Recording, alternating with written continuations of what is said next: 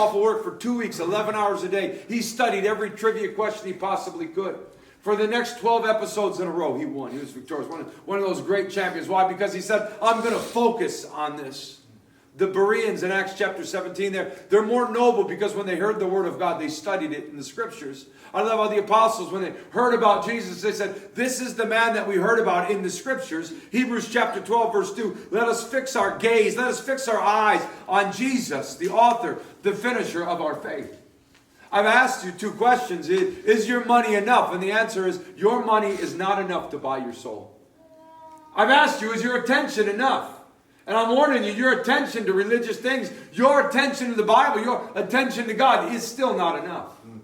What about your very soul? Look at the book of Revelation chapter 18 verse 13. I remember as a youth reading this passage and being very curious about it. It talks about the new Babylon and how it sells cinnamon and spices. Of course, that makes sense. It sells monkeys and giraffes. Yeah, no, that was often silver and gold, pearls and costly things. And none of those things piqued my interest. But then it says, and it sells slaves. But here's the last thing on this long list of merchandise from Babylon. Cinnamon, spices, gold and silver, slaves, and men's souls. And I always wondered, how does the new Babylon sell men's souls in Revelation 18? But now I think I know. I don't know that I know, but let me present this to you today. What is your soul? It's you.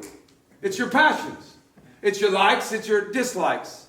What is your soul? It's what you're curious about. What is your soul? It's that seat of emotion. It's that place that you could interface with God. What is that soul? It's you. It's your personality. There is an industry that globally is more than $200 billion. An industry that within the next 7 years will reach $473 estimated billion. It's data gathering. It's every time you click something, they know what you clicked. Every time you like something, every time you follow something, everything you type in with Google. It's incredible. When I go to watch YouTube, UFC commercials pop up. How do they know I love UFC commercials?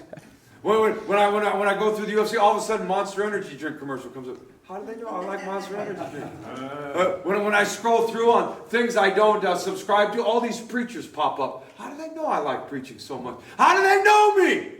Because somebody's looking at what I'm looking at.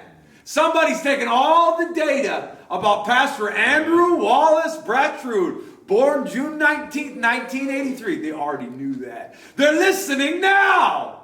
And they're gathering all that data and they're selling it to everybody that wants to sell me some product. That's the industry.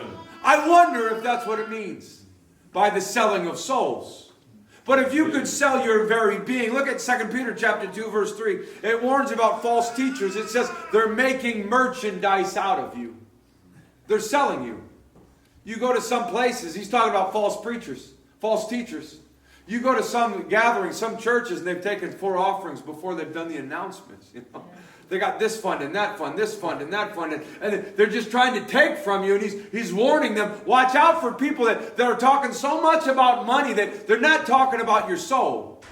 But if you could love the Lord your God, if you could love the Lord your God with all your heart, with all your soul, with all your strength, with all your mind, do you think you could do that? Is that even possible? In 2 Chronicles chapter 25, we see King Amaziah. He was a good king, not a great king. He was a good king, but he couldn't seek the Lord with his whole heart. He wanted to, but he just kept getting distracted.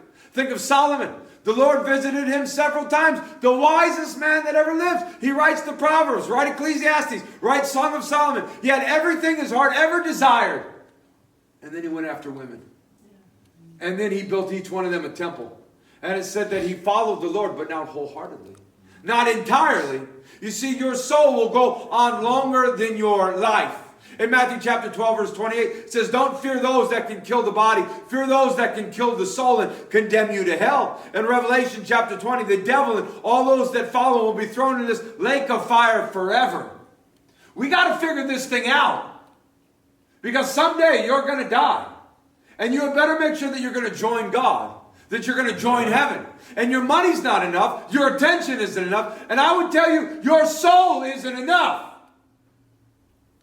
In Texas, a few